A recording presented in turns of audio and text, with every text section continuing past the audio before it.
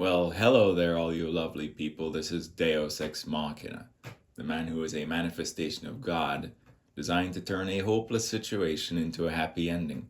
And so I should warn you, I am telepathic. I know all the horrible, woeful thoughts of human consciousness. All right? Humans are very silly beings. They have envy, schadenfreude, jealousy. They have competition. They have evil plots against each other. They have this, that, and the other. All right? The human ego is a very fragile thing, very fragile indeed. People are insecure. People want to invalidate each other's conscious experience throughout life. But every subjective human's conscious experience throughout life is unique, and unique indeed. All right?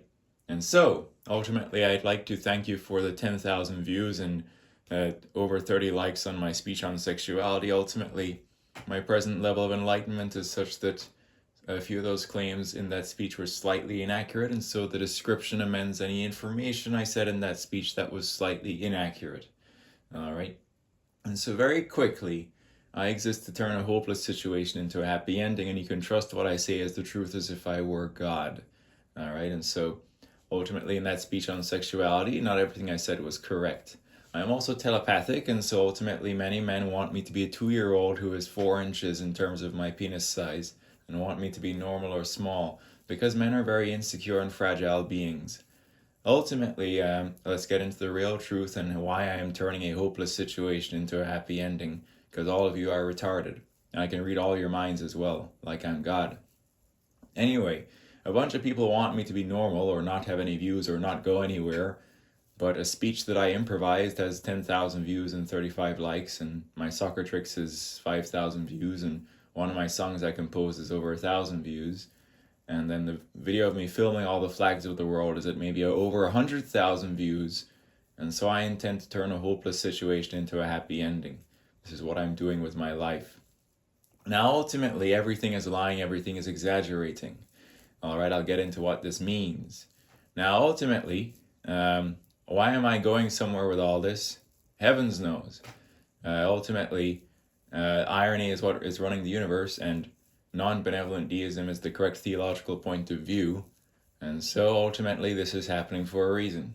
Ultimately, my current level of enlightenment is very, very correct and near to the truth, so on and so forth. Anyway, the formal way to measure a male's height, you take off your shoes, and you're going to compress the hair on top of your head. You got to make sure you're standing up straight, all right? And your head is angled at such a position where, your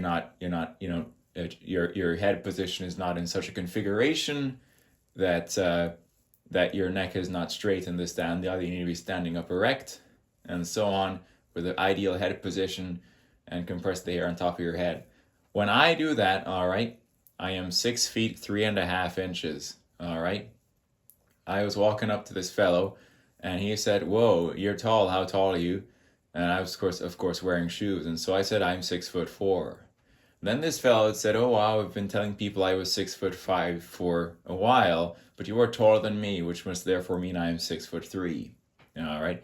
So even when I say I'm 6'4", that's an exaggeration or rounding up, because my barefoot height, compressing the hair on top of my head, is 6 feet 3.5 inches. All right, this fellow that's shorter than me might have been like 6'2.5" or 6'2", all right, but telling people he's 6'5". All right, everything gets exaggerated. Now, ultimately, on the topic of exaggeration, all right, we have dick size as well. All right, so because I know everything is exaggerated, I would go around saying my erect penis was 10 inches. All right, so that's been going around in certain communications. I sent a communication over email to a female that I was 10 inches, and then I must have, in person used the figure of 10 inches, with women in person as well, or something. Now, ultimately, the formal way to measure a male erect penis is the following. All right, you're going to take a measuring device. You're going to get erect. All right. And then you're going to stand up and compress that measuring device from the top against your fat pad until you feel bone. So this is called the bone pressed erect length, all right? And so at present, I'm healthy and potent. I can stand up, get erect, take a measuring device, compress the fat pad to bone from the top, and my maximum unexaggerated bone press will be around 8.8 inches, or roughly 9 inches at peak. All right? And so that is my peak. All right, is that peak normal? No, it is not normal. And so basically, the average peak erect size in the US is 5.6. Myself at 8.8 is actually over the 99.99th percentile, which is very rare and actually quite long. And so you might be surprised that it's in that high of a percentile, but that's because everything is exaggerated. For example, the peak bone press for the breaker Julio Gomez, you can ask Grok to verify this, was actually around a 9.5, all right? But he had a pelvic detachment, and so that pelvic detachment actually externalized shaft that is normally within the fat pad to make it external, viewable, or visible length, all right? And so basically, all right, when you do a pelvic detachment or have a pelvic detachment, shaft that is within the fat pad is ultimately externalized or made viewable, visible external length. All right, you can see the deformation at the base of his dick where you see that pelvic detachment. All right, and so on and so forth. And so my peak bone press is 8.8. His was around 9.5. This is the breaker Julio. Now, Julio's porn profile would say he was 6 feet tall. This is another thing that was exaggerated. People have analyzed his height in comparison to his female co-stars, like maybe Alexa Grace, I'm not sure. Ultimately, the estimate for Julio's barefoot is more like maybe 5'9", unexaggerated barefoot. All right, and so basically, his porn profile would say 6 feet tall, 14 inches. All right, but he's more like 5'9" barefoot with maybe a 9.5 bone press. And he has a pelvic detachment that is actually externalizing shaft that is normally within the fat pad. You can see the sign of that detachment at the base of his dick where you see a visible deformation. This enhances perception of length for visual pornographic effect. Normally that length is within the fat pad, although still insertable. All right. And so the bone press direct length is the metric for male erect size because the entirety of that length is insertable, because when a male is performing insertion during sex, their fat pad is going to compress to the bone, all right? And so the entirety of a male's bone press is insertable, all right? Now, ultimately, BPL is not the only metric for male size. There is also shaft girth circumference, and so on and so forth. All right, and so when I'm maximally erect and I'm standing up, my shaft girth circumference is going to be somewhere between 5.8 and 6 inches around. All right, is that thick? Is that thin? Is that average? What is that? And so, roughly my peak shaft girth circumference is 6 inches around. All right, and so in the US, this is actually 99th percentile or more. All right. And so note that my peak bone press of 8.8 is 99.99th percentile, but having about 6 inches in shaft girth circumference when erect is only 99th percentile, or slightly over 99th percentile. All right, those extra nines mean that my length at peak erect size is rarer than my shaft girth. And so my shaft girth is thick in that it's 99th percentile, but there are males who can have a shaft girth in a higher percentile, more like 99.99th. All right, and so an example of that is Mr. Julio Gomez, or the break, all right, where basically his estimated shaft girth circumference was somewhere between 6.5 and 6.7, all right? And so on and so forth. And so basically, Julio had genetics, but also sickle cell anemia and priapism causing swollen tissue, and so on and so forth. And so his girth is natural because of genetics, but also his health condition causing swollen tissue. And so, again, the estimated on-pump shaft girth circumference for Julio was between 6.5 and 6.7. All right. And so basically you can go on any mathematical software and plot concentric circles. All right. Ultimately you'd get a circle that has a 6.7 circumference, and then a circle that has 6 circumference. All right. If you visualize those circles, you realize that the girth difference between myself and break is is not that much, but still indeed a difference. All right, he is on a higher shaft girth percentile, and so on and so forth. Now, ultimately, however, there's also the following ironic thing about Mr. Brake, which is that although his shaft is thick, his glans or the head of his dick is smaller or thinner than his shaft. In my case, my glans or the head of my dick is thicker than my shaft. And so around my glans or head, I end up having between 6.5 and 6.7 girth circumference, which is actually equaling his shaft girth. All right? And so on and so forth. Now, ultimately, the regions of the vagina that are most sensitive to pressure from girth is kind of in the outer third of the vagina. And so interestingly, given that my girth at glans equals Julio's very thick shaft girth, as long as I pull out nearly all the way, all right, during intercourse, every single stroke, the girth that is very thick around my glans can apply that very thick girth pressure to the outer third of the vagina, all right, where basically then, I can apply equivalent girth pressure given my glans, all right? Now, ultimately, however, ironically, that my shaft is slightly thinner might actually ironically make for, in general, more comfortable sex, all right? Because Julio's girth could be, for some partners, extreme or uncomfortable. And so I have that kind of girth at my glans, but my shaft is slightly thinner, all right? So on and so forth. Now, ultimately, there's a picture of myself standing up and erect to scale with Julio himself kneeling and performing insertion and erect. All right, and I scaled it by making head size distance from back of neck to nose the same, and the width of the thigh that's nearest to the camera the same. All right, and then basically I'm taller than him, so I have a longer torso. In that real image, you can analyze it. All right, it's the scale. You can check the width of the thighs are the same. The width of the thigh that's nearest to the camera. The distance from back of neck to nose, defining head size, is the same. It's the scale. All right. Ultimately, I'm taller than him, and so I could have a larger head or a wider thigh. All right. Or a larger thigh. And so if that's the case, then I should make myself bigger to make it to scale. But I made thigh width nearest to the camera the same. I made distance from back of neck to nose the same. Our heads are both turned to the side. All right. So on and so forth. Interestingly, we're making the same facial expressions if we're looking in as if it's some kind of mirror, and so on and so forth. Anyway, so now, basically, this image shows myself and Julio comparable or identical in length, all right? But then Julio has that slightly thicker shaft at up to 6.7 shaft girth, myself at maybe up to 6 shaft girth circumference. Then, of course, Julio's head or glans is smaller than his shaft, whereas I have that, thick up to 6.7 girth around my glans or head. All right, so my head applies the same girth pressure as Julio's shaft, which is interesting, but my shaft is slightly thinner, which may make the sex actually more comfortable, which ironically might be, like a pro that I'm slightly thinner, because Julio's girth for some partners could be a bit uncomfortable or a bit much, and so on and so forth. Anyway, so ultimately, all right, I'm no longer naive at all. I'm not naive at all. I know precisely, how I stand among consciousness and what is the truth. All right.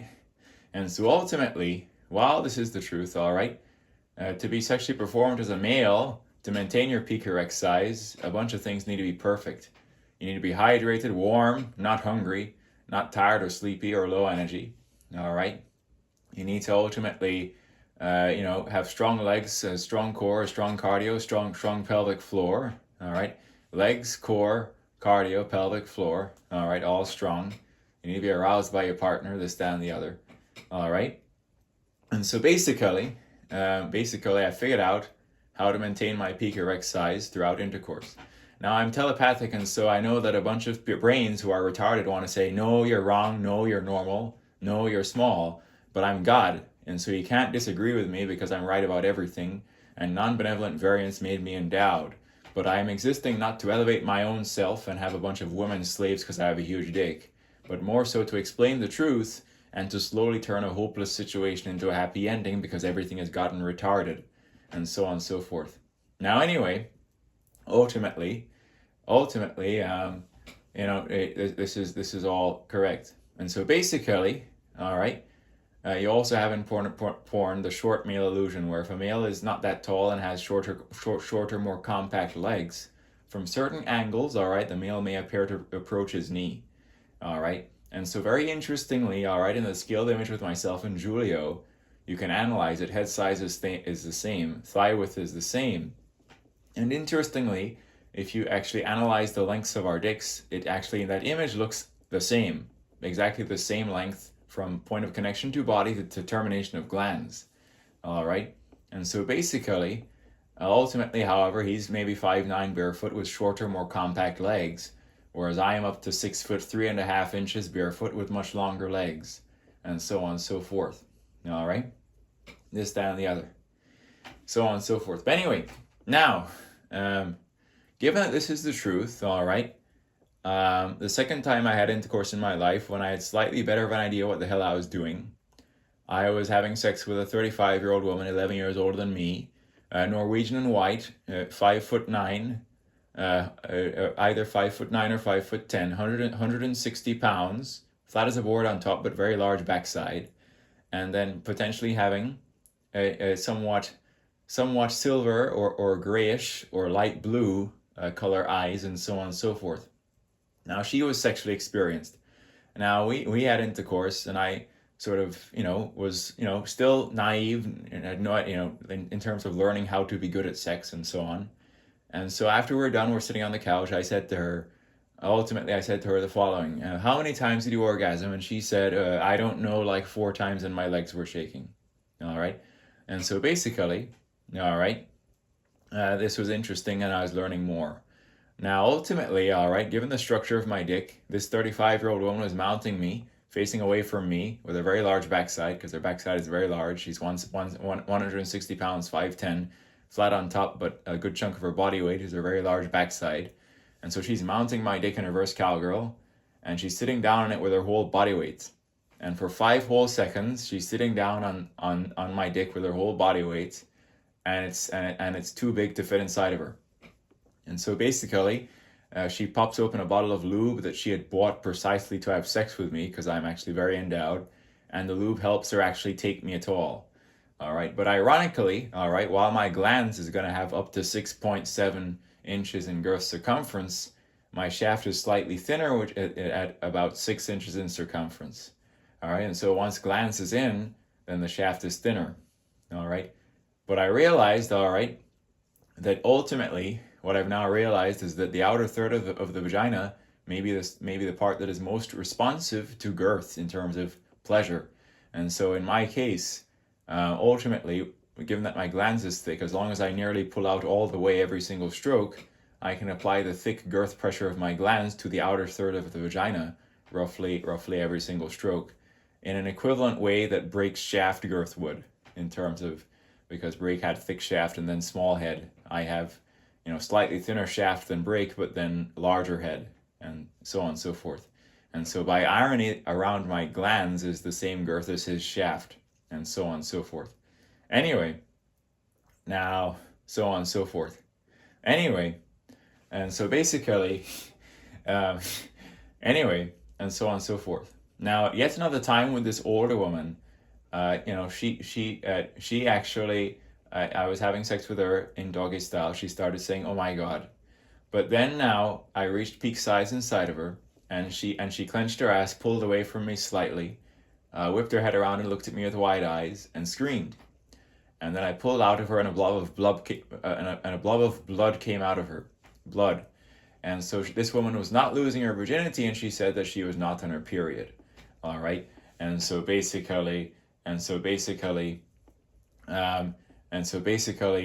said that with her, all right, bleeding could occur with her and larger men, where basically, ultimately, she said that she gets tighter as she gets deeper. And so in my case, my size must have caused some kind of internal tear, and so on. And I thought this was very interesting because, this woman is sexually experienced, that my size should be so large as to make her bleed, even though she's probably, been with, different men, is basically given that I am one of the largest she's ever taken in her life. All right. And so, which is why she'd even bought lube to even, properly take me, and so on, this, that, and the other. But anyway, so on and so forth. But anyway, and so this was interesting, and so on and so forth. But basically, But basically, so a lot of interesting stuff happened. Now, then I got even wiser, and so I was like, okay, well, I need to learn more about sex. How do you maintain your peak size? How do you avoid premature ejaculation while maintaining your peak size? And so answers: strong legs, strong core, strong pelvic floor, strong cardio, and this, that, and the other. All right, and so on and so forth. And then, of course, with regard to premature ejaculation and pacing yourself. And so often if a male is having frequent sex, all right, and so on, they slowly learn how to like control their sensitivity, all right. Sort of the experience of sex, becomes more normalized into consciousness, and not as like not as sort of like infrequent, so to speak. And so if a male is having frequent sex and accumulating sexual experience, often then they're able to better control their sensitivity, avoid premature ejaculation, and then also learn how to pace themselves to maintain their peak size and go full throttle without finishing too quickly. Of course, you need to last a relatively long time at your peak size to pleasure the woman properly, and so on and so forth. Anyway, and so on and so forth. So, given the picture, I look very comparable to Mr. Julio or Break. I have an OnlyFans with a few fans, including like a Muslim woman and this, that, and the other. All right. But anyway, now ultimately, all right. I want to turn a hopeless situation into a happy ending, and so I think that men that are large could be with women that are large, and so I was, with this very tall, large backside woman, and then men that are smaller could simply be evolutionary fits for women that are smaller. And so just as male penis size will vary, female vaginal accommodation will vary. For example, the Asian women have smaller vaginal accommodation than the Western woman, and the Asian men have smaller bone press than the Western men, and so on and so forth. All right, and so on and so forth. Anyway, and so ultimately, the Asian couples are then are good fits because they're both sexually small, and this, that, and the other, and so on and so forth. And so all the fools who have this size supremacy thing are really, really, really, sort of, idiotic and so on, because love in its purity exists between evolutionary matches, and so if two people are both small, then they're good, and so on. Now, ironically, all right, because I am so endowed, all right, because I am so endowed and so large at my peak size, all right, among the largest a woman could find, but not quite the largest, all right. Ironically, my partner that's been a repeated sexual partner is a very tall woman with a very large backside, and so she's a tall, large woman with a large backside, and then my peak bone press is quite large, and so on and so forth. And so large, and large, then it's a match, and then so on and so forth. And so a bunch of guys get insecure about this kind of thing. And so basically you can have two people that are both small and two people that are both large, and then this, that, and the other. Anyway, so on and so forth. Anyway, so anyway, so on and so forth. So anyway, so on and so forth. So ultimately now, people don't like that I have views, so my speech is on 10,000 views and 35 likes, and then subscriber count is good. And then, at the time of making that speech, I was not perfectly knowledgeable as to the perfect truth, but now I am. And so the description of that speech amends any incorrect claims in that speech, and so on. All right, for example, I had conjectured that basically,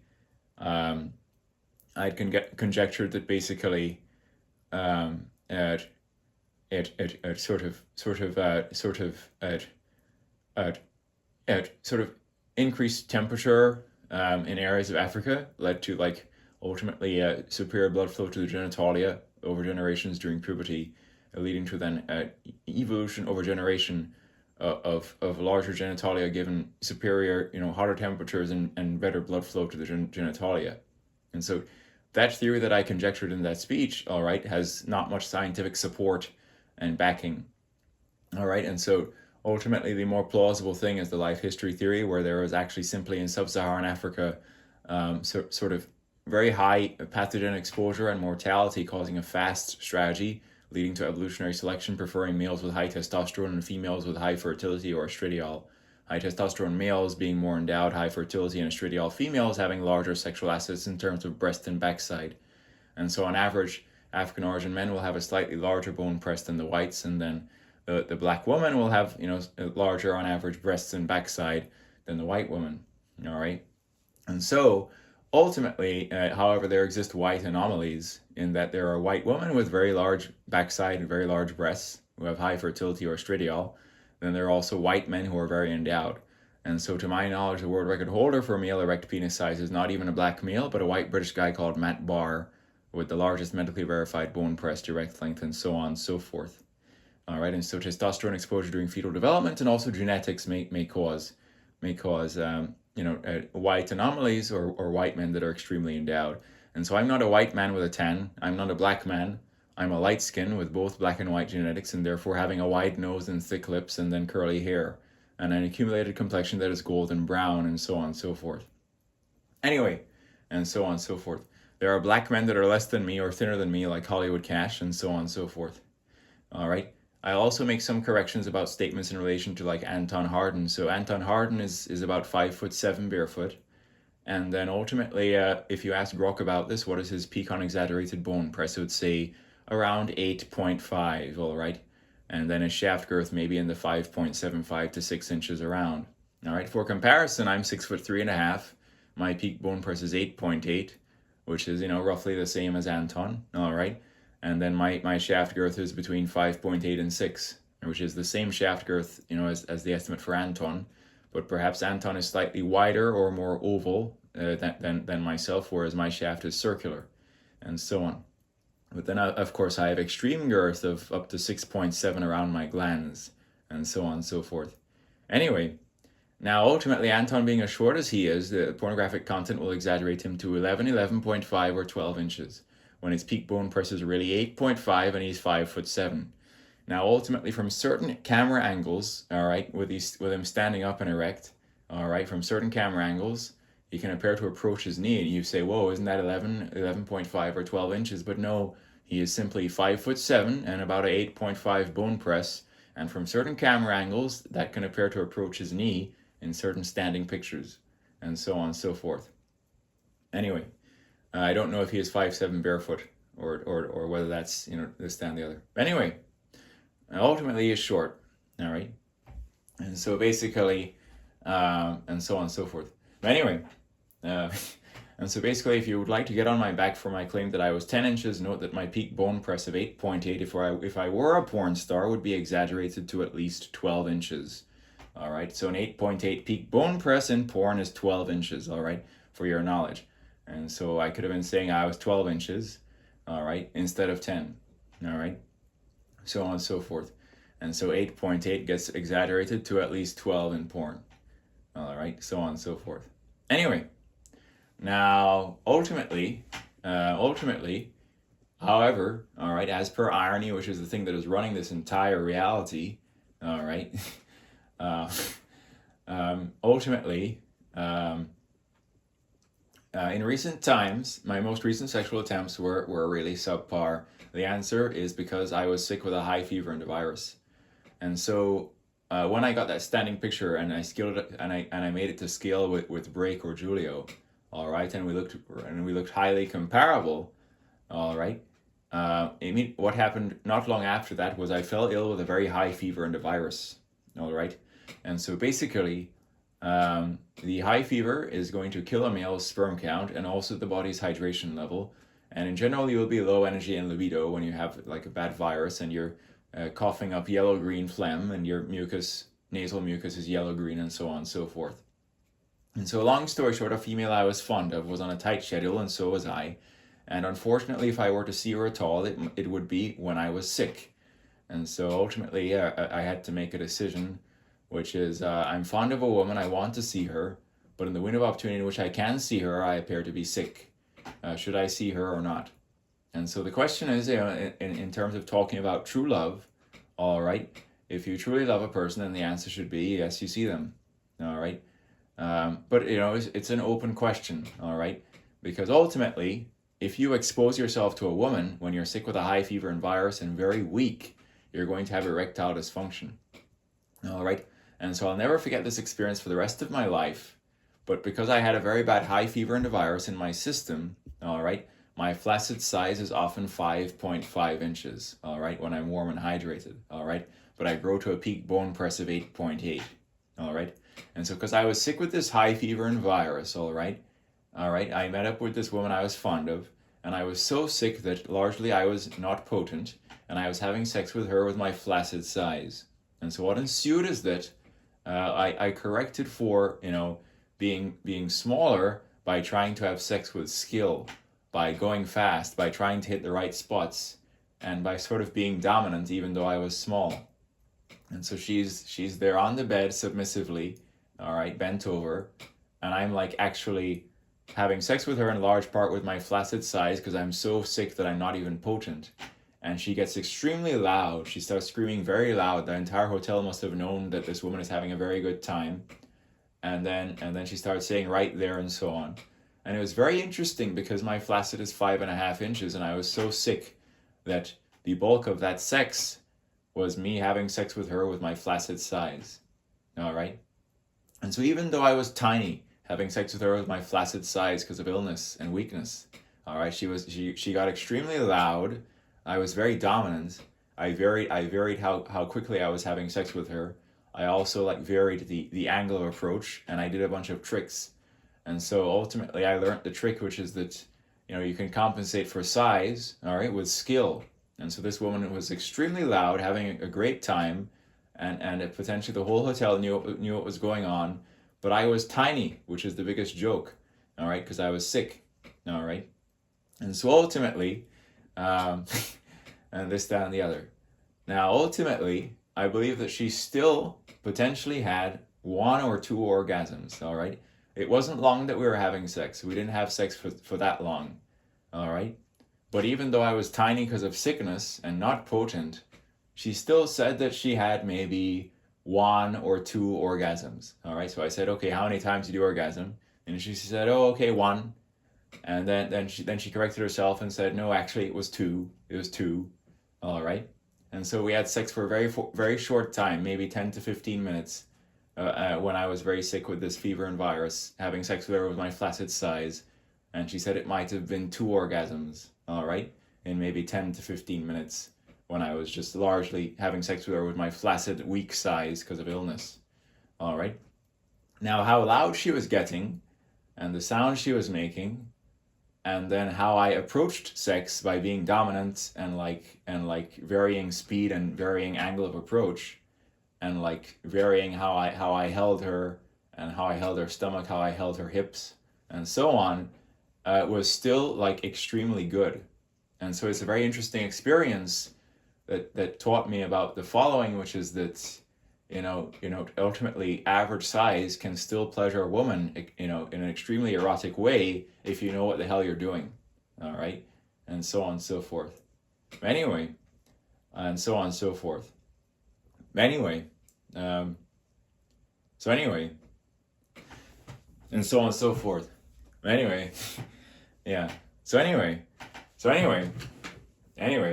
and so basically, and so ultimately, I reflected on this experience, all right, and so on and so forth, all right, and then basically, I realized the importance from Christianity of in sickness and in health, all right, and so in health, all right, when I'm potent, I'll maintain my peak bone press of 8.8, which is all insertable length.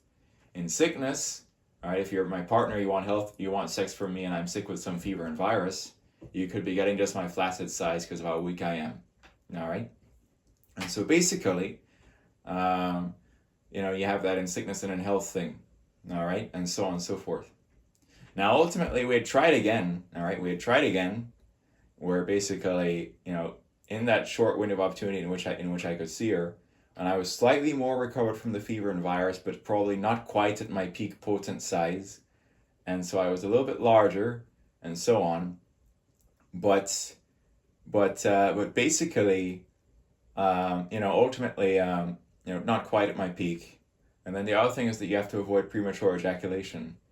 And so my peak erect size is very large, and then the vagina, will therefore when I'm at my peak erect size, grip me moderately tightly. And so ultimately, tight grip, and then at your peak erect size, and then if a woman has large backside, could lead to premature ejaculation. And so ultimately, avoiding premature ejaculation may involve, having frequent sex so you get more normalized to it. You're better at lasting longer. Learning how to pace yourself, control your sensitivity, use of lubricant to reduce friction, and then so on and so forth. Pacing yourself, taking breaks, this, that, and the other. And so I was a little bit more potent, but still kind of sick, not quite at my peak. All right, and then I didn't last super long. And so for comparison, the very first time I had sex with this woman, I lasted long enough for her to say she had 4 orgasms before I eventually ejaculated. All right, and so this most recent time I was sick, I didn't last super long, and I ejaculated faster. And so I suppose as well, when I'm healthier and I'm stronger and I just have higher energy levels, my ability to control myself and last longer may also be superior. Anyway, and so on and so forth. Now, ultimately, the picture where I'm comparable to Julio, all right, I ultimately, I could be a male porn star, but there are curses with being a male porn star. Here are the curses. Your image is primarily associated with that vulgarity, all right? When you have any form of fame, it is hard to have a private life, all right? And then ultimately, there are actually many men who are, making more respectable contributions to civilization in more needed areas in politics or in the sciences or in engineering. And then they have a salary that enables them to have a wife, and they keep the sexuality private with their wife, and so on. All right, and so you must understand that envy is the occupation of the unwise, because ultimately anything you could envy inherently comes with also curses or cons. All right, and so there are curses or cons to being a male porn star, this, that, and the other. Anyway, so on and so forth. Now, ultimately, I'm telepathic, and so I know that men who are like, ultimately very silly men want me to cry or be a zero or be wrong, all right? But I'm right about everything as if I were God. Now, ultimately, all right, everything is a bit relative, and so in the picture to scale with myself and Julio, all right, I said I have 6 inches of shaft girth circumference. All right, Julio has up to 6.7 inches of shaft girth circumference. So Julio is slightly thicker than myself. All right, then Julio has a smaller head than his shaft. All right, I have a larger head than my shaft. I have up to 6.7 girth at my head. All right, and so is 6 inches of shaft girth circumference thin? The answer is no. The answer is it is actually thick. And so in the US, if your shaft girth circumference is 6 inches, this is above the 99th percentile, which therefore means you are thick. Julio is just even further to the right end of the bell curve, with up to 6.7 shaft girth. On Desmos, you can plot circles, and you will see that if you plot a circle with a 6 circumference versus 6.7 and keep them concentric, you will see it's not too severe of a difference. And so therefore, analyzing the picture to scale with myself and break, even analyzing how the apparent girth of shaft, you will see that I am only marginally thinner than break, not severely thinner, supporting 6-inch shaft girth versus his 6.7. Then you look at images of break, his glans or head is smaller than his shaft, whereas I have break's 6.7 shaft girth at my glans, and so on and so forth. All right? And there are black men that are thinner or less than me, like Hollywood Cash. All right? And then there's Julio, who's slightly more than me. And then Matt Barr, who's a white British guy, is actually larger than any black porn star and the world record holder, and so on and so forth. All right? Now, ultimately, the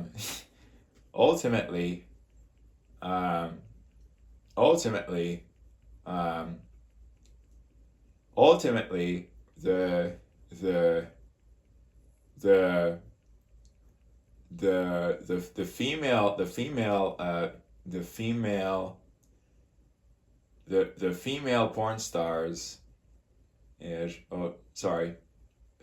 it's a train of thought. The female vagina, all right, when it becomes aroused, it's going to elongate. The depth to the cervix is going to elongate. And so some women who have small vaginal accommodation will have peak cervical depth of 6 inches. Others will be 8 inches. And so this tall, large woman who was like 5'9", 5'10", 160 pounds, very flat on top, but very large backside. And so if you may have seen like Babs animated porn from Third Art, and so Babs is spelled Babs, and then like Third Art makes that type of pornography. They make animated porn, and so basically they animate Babs walking, and then as she walks, the substance on her backside jiggles slightly.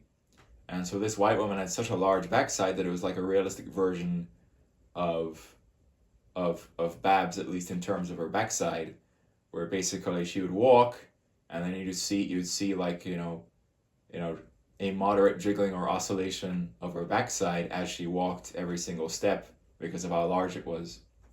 All right, and it would protrude out. It would protrude from her body, absurdly far and so on. Very large backside, although a white woman. All right, but she was flat on top. All right, so on and so forth. But anyway, now. Ultimately, for a taller, large woman like herself, most likely, the depth to her cervix is about 8 inches, all right? Which explains, ultimately, a previous time with her, my peak insertable bone press is 8.8, all right? And so my length is long enough to reach her cervix, and so that explains the time previously when I was fully inside her and she screamed and clenched her ass and pulled away from me slightly, whipped her head around, looked at me with wide eyes, and then I pulled out and a blob of blood came out of her. And she said she's obviously not losing her virginity, not on her period, but she explained that she gets tighter as she gets deeper. And so basically, my length in combination with girth around my glands, all right, probably tore or broke a deep, tight section of her vaginal cavity, probably right by the cervix or at the cervix, all right, and then that's why there is blood, all right. And so basically, for that type of larger woman, I'm a perfect fit. But then if a woman is like smaller than that woman, or basically has even smaller vaginal accommodation, then I am too big, all right? And so ultimately I'm a good fit for a larger woman, and this, that, and the other. But anyway, and so on and so forth. But anyway, so yeah. Anyway, now, so anyway, now ultimately, anyway, so anyway,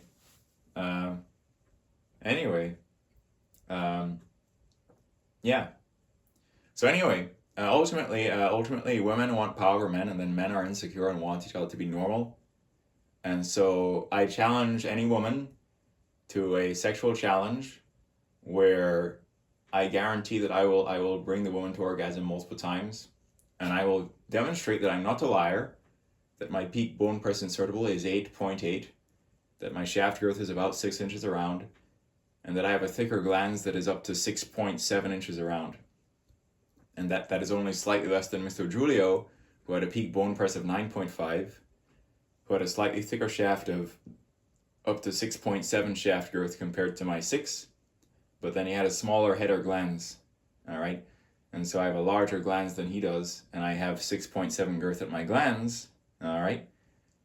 Equaling his shaft girth, all right?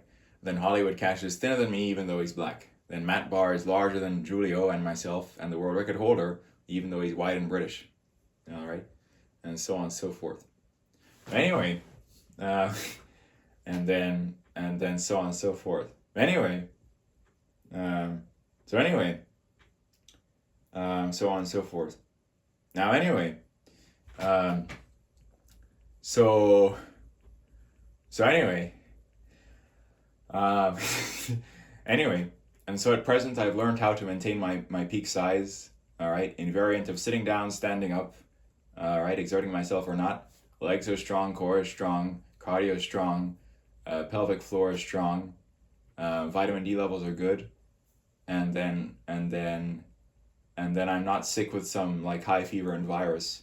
Again, if you attempt intercourse when you have a really high fever and a virus and you're really weak and low energy, you're most likely going to have erectile dysfunction. And so I was like having sex with that woman, all right, when I was sick, with like my limp 5.5 inch flaccid or something, in large part because I was so weak with that illness that I wasn't potent at all right? And so then it's relevant to a marriage and sickness and in health, where, if I'm sick, you could be getting my flaccid size during sex because I'm weak. When I'm healthy, you'd be getting me that grows to a peak size that is only a little bit less than Mr. Julio, Mr. Break. Anyway, so on and so forth. Anyway, so on and so forth. Now, again, avoiding premature ejaculation comes with like a whole lot of variables, and so usually if a male, has been having more frequent sex and sex has become more normalized to their consciousness, they're better able to control their sensitivity. They learn how to pace themselves from accumulated experience and last longer. They also learn how to just control their sensitivity.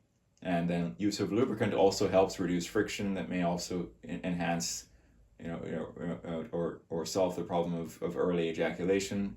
Lubricant, reducing friction, and then you're able to last longer. Because when it's a bit too tight of a grip, it could contribute to early ejaculation and so on. Anyway, and so on and so forth. Anyway, so on and so forth. Anyway, so yeah. Anyway, yeah. So yeah. Anyway, yeah. So anyway, anyway, yeah.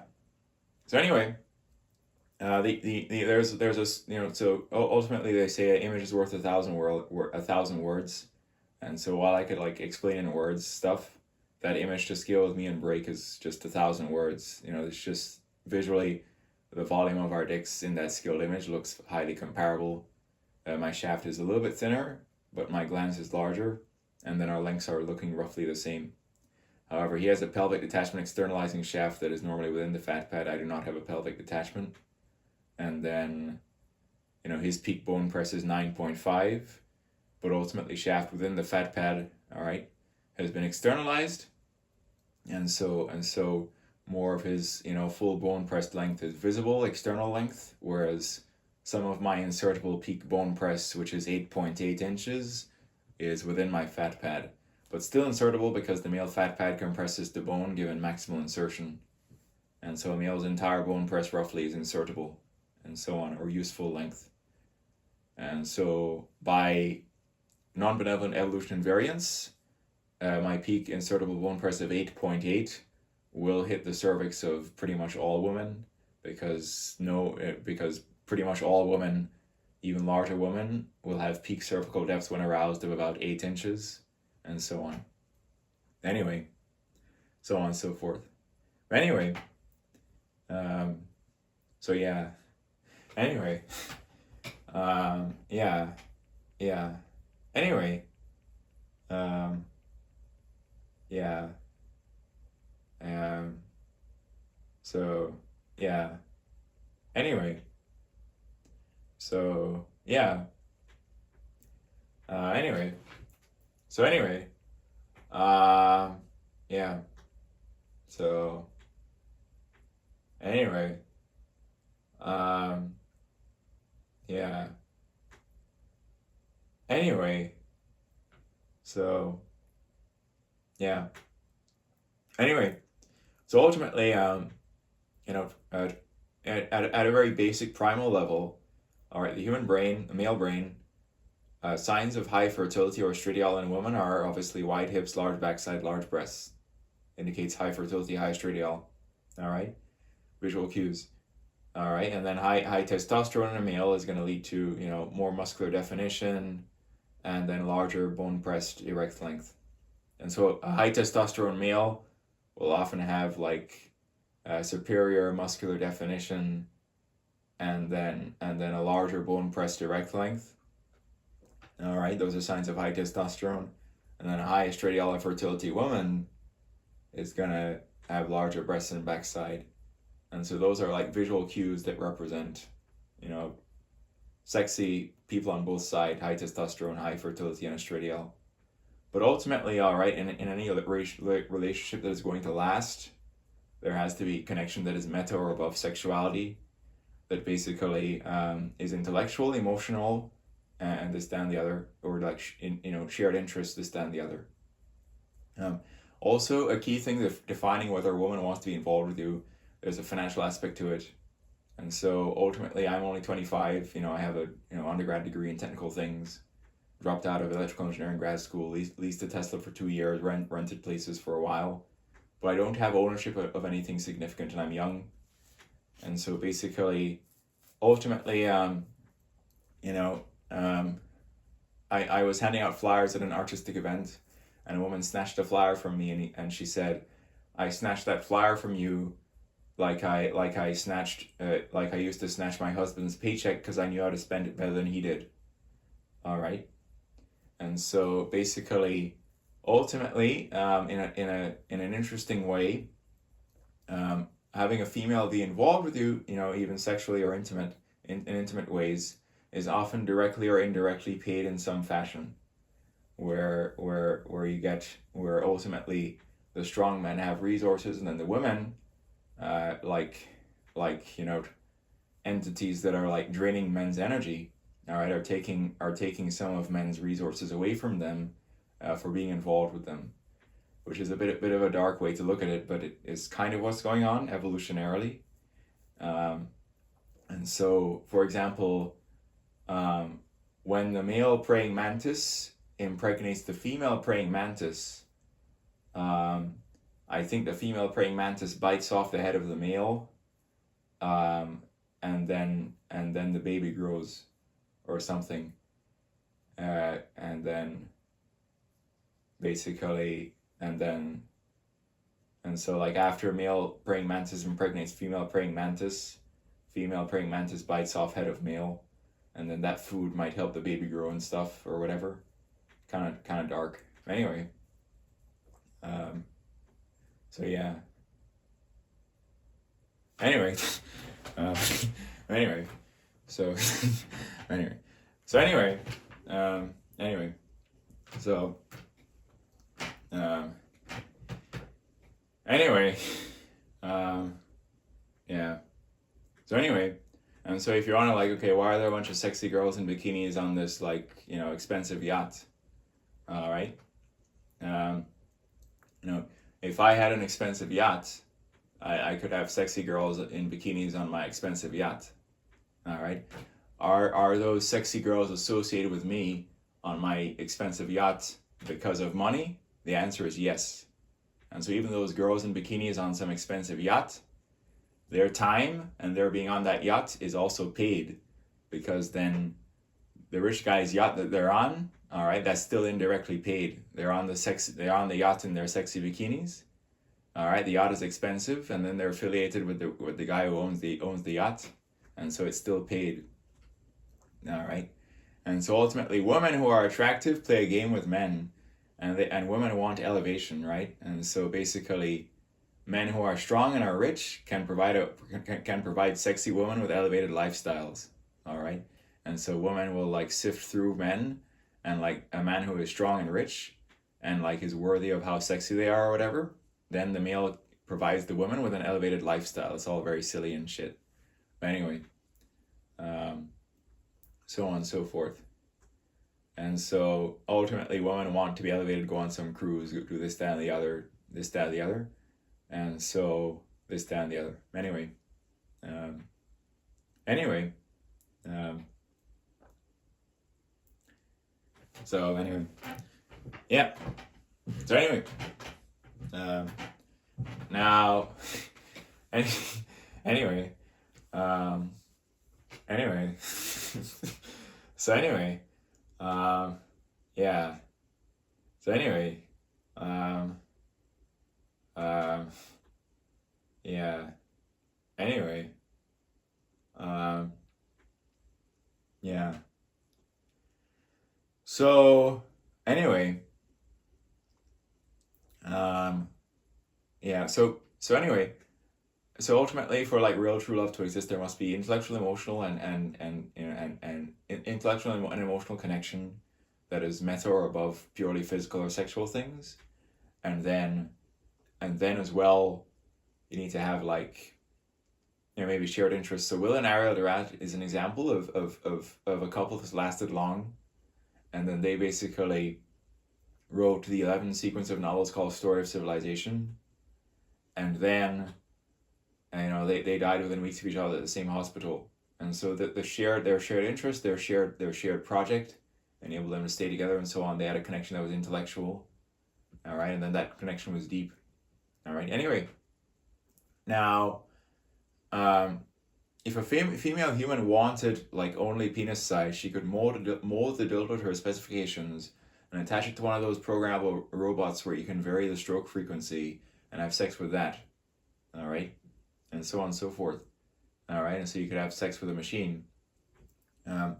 Although the universe is a machine and humans are machines within the machine, the complexity of the human brain and its emotional aspects, although emotional aspects of the human existence are still mechanical in terms of secretion of hormones and chemical processes, ultimately, while humans are machines, all right, a true man in his completion, is a bit more than a machine, all right. Even though fundamentally, with physical reductionism, you could say that even emotional aspects of a man are mechanical in terms of chemical and hormonal reactions, all right, which are mechanical.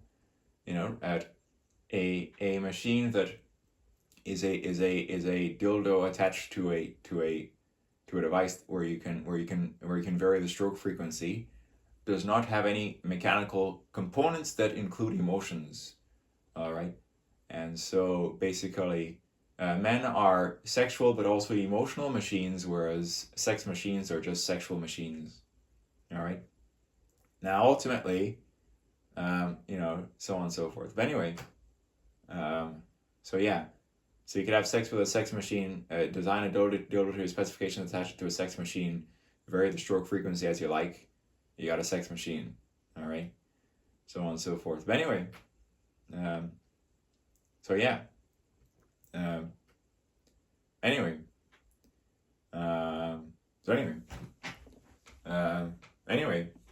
so the truth is actually non-benevolent deism. And so basically, what does that mean? It means that there is God. And so the atheists are wrong, Christians are also wrong. The truth is non-benevolent deism. And so there are two ways to pronounce it, deism or deism. And so basically, this means that there is God, but it is not necessarily benevolent. You also cannot talk or pray to it. And so God designed the universe machine to conserve energy, charge, and angular momentum. And those conservation laws can be observed at various scales of the universe. And so basically, Christianity evolved as one of the world's religions in which the moral principles of Christianity are good. And then prayer evolved as a goal-oriented sort of delusion and benevolence, where the human would pray to something, take outward action to manifest what was prayed for, and then they may have actually a confirmation bias if what was prayed for becomes manifest, given their outward action. Okay, and so basically,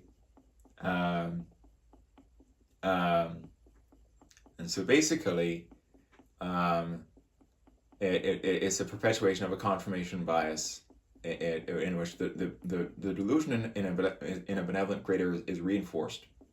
So prayer, take outward action if what was prayed for becomes manifest. Brain as confirmation bias says, good God must have heard my prayer, and so on. That cycle perpetuates.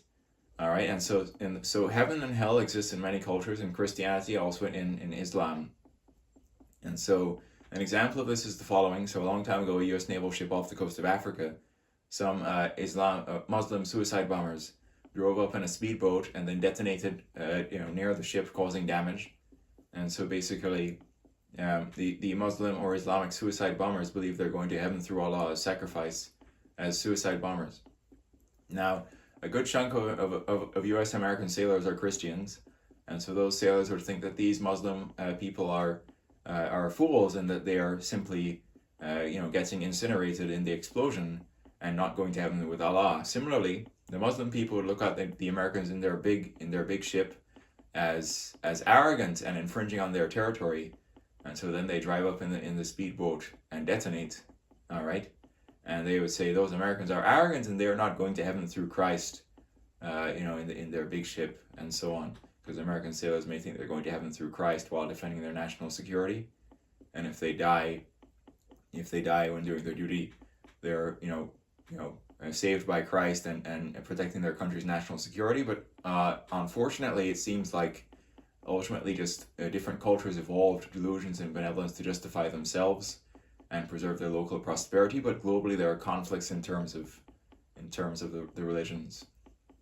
And so the suicide bomber who explodes is not going to heaven with Allah, and then the Christian sailor who dies on active duty is most likely not going to heaven through Christ, and so on and so forth.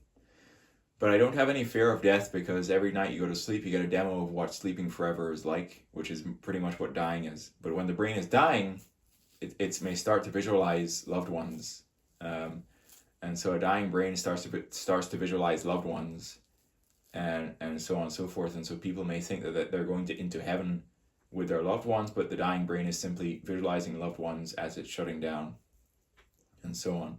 Anyway, I'm telepathic, and so a bunch of people wanted me to be 4 inches. But then the YouTube video at 10,000 views and 35 likes, in the description it provides a rough parameterization of my peak erect size versus Julio's, and so on. Anyway, now men are very silly and insecure beings, and so that I'm large does not make me a better man than some other men. There's an Indian billionaire who I'm a fan of, and so Indian men, their peak bone press may be slightly over 5 inches at peak erect size. All right. And so basically, this Indian billionaire has a wife, obviously, this, that, and the other. All right. Am I a better man than that Indian billionaire because I have a larger peak bone press? The answer is no. And so this Indian billionaire has a wife, and so my size does not make me a superior man to that very enlightened Indian billionaire. And so an above average Indian guy could be like 6 inches bone pressed at peak. But to my knowledge, the typical Indian male, their fully erect bone press size is like 5.1 or something. And then mine is 8.8. All right. But that Indian billionaire could be a good fit for a woman who is as well small in vaginal accommodation. And then he's enlightened, and he's far wealthier than I am, and so on and so forth. And so a lot of really silly men think that size may make them superior, or whatever makes them superior. All right, but we are here on this earth to find who we're meant for. All right, good matches for each other. All right, and to solve problems, to make a semi-utopian civilization with technology. All right, where we can make ultimately a male who has some sort of a defect causing a malformed forearm, pair that up with a Tesla Optimus forearm and hand, and then pair that up with a Neuralink implant. All right, Neuralink device communicating via Bluetooth to the Tesla Optimus arm, and then restore functionality for that person with a lost forearm or hand, and then so on and so forth. But anyway, and make Luke Skywalker real. All right, and so we can enhance happiness, and then find who we're meant for. So myself as a large man may be meant for a large woman with a large backside. And so ironically, the only woman I've had sex with in any repeated fashion was 5'9" or 5'10", 160 pounds, flat on top, white and Norwegian, silver or light blue eyes. And then a good chunk of her 160-pound weight was not on top where her breasts are, but on her bottom where her backside was, or where her backside is. And so her backside protrudes from her body naughtily far, even though she's a white woman. And as she walks, noticeably oscillates or jiggles every time she takes a step because of how large it is. And so myself, who has a very endowed peak erect size comparable to break, can be with a large woman, all right? And some smaller men can be a smaller woman, all right? This, that, and the other. Just good matches, all right? But anyway, so on and so forth. Anyway, so on and so forth. Anyway, all right.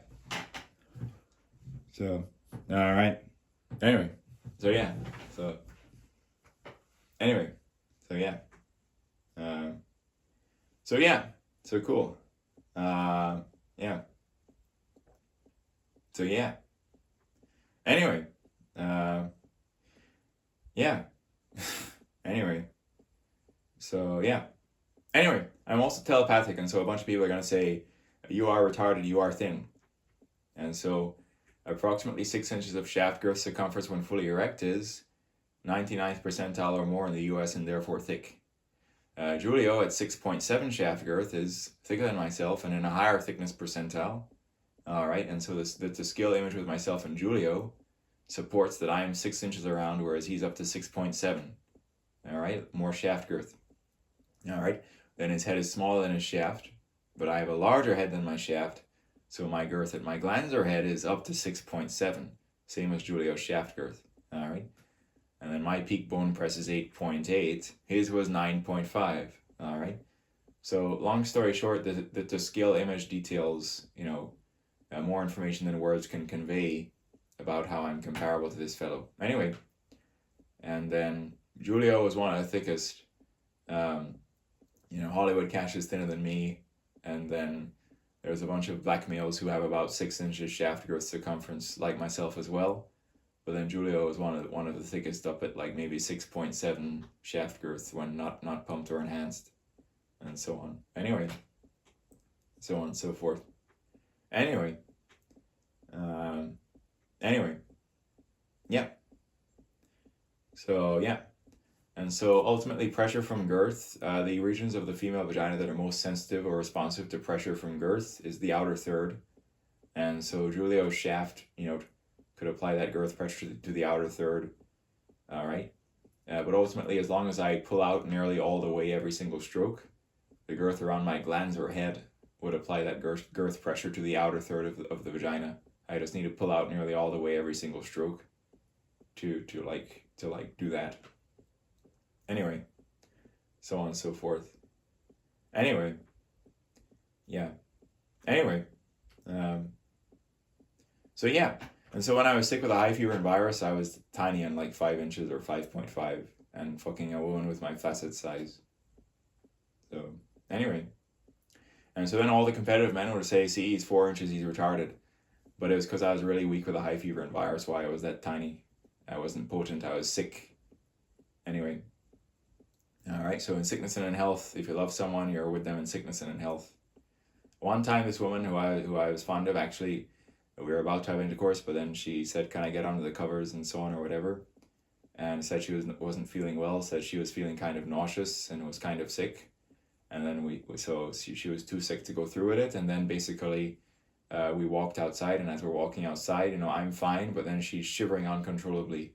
And so when a person, has some kind of bug or is nauseous with like some fever, they may tend to shiver more readily and so on. And so she's walking out there shivering uncontrollably and so on.